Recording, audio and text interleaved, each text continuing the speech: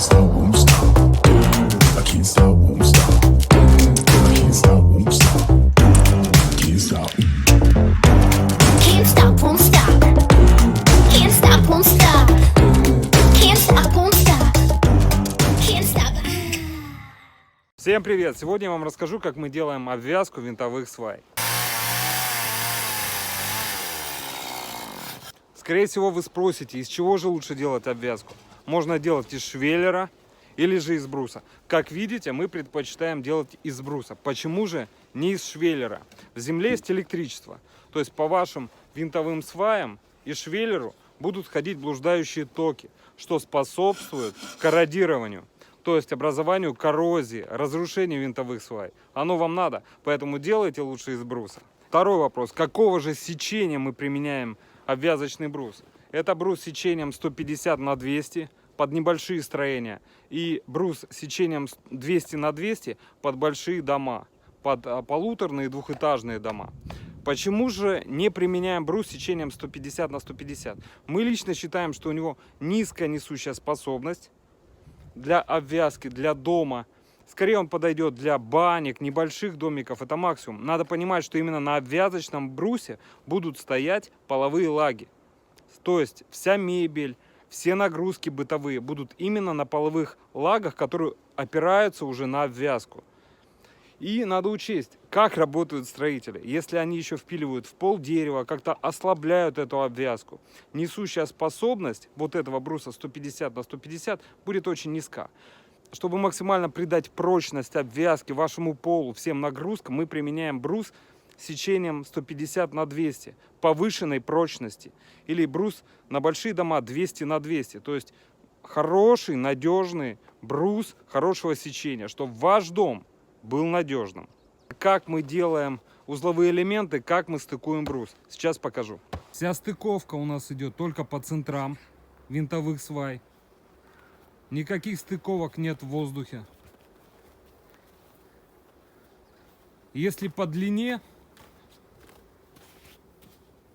тоже видно, что идет только по центру винтовых свай. Угловые соединения, посмотрите, мы не делаем в пол дерева, мы не ослабляем. Если стыковку брусьев делать в пол дерева, то есть вот так вот, ноги вот так вот пропиливают. Так. Это выглядит. То есть это тот брус с этой стороны идет, а этот, вот этот брус. Нет, вот это не надо было. Вот так вот делают. Вот цельный брус. Вот так идет.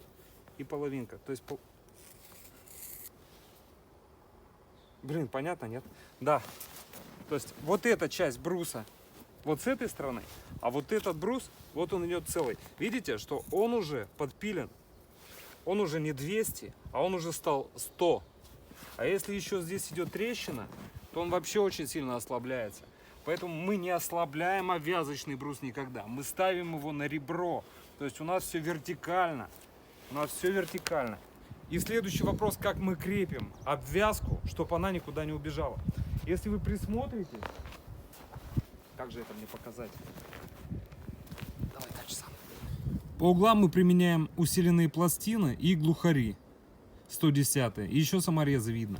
И видно еще строительную скобу мощная. То есть по всем угловым соединениям, чтобы брус у нас не уходил, мы применяем еще строительные скобы мощные.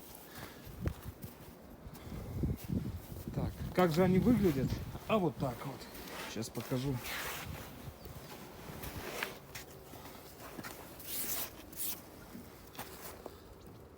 Вот так выглядит строительная скоба. Вот так выглядит угловое соединение, видите? Вот цельный брус идет. И здесь идет брус на ребро. То есть он не ослаблен, он стоит вертикально, он не плашмя. Снизу еще каждую сваю мы крепим глухарями 110-ми. Каждую сваю. Обратите внимание, что между сваей, оголовником и брусом лежит рубероид, как гидроизоляционный слой. Все тонкости, они всегда в мелочах.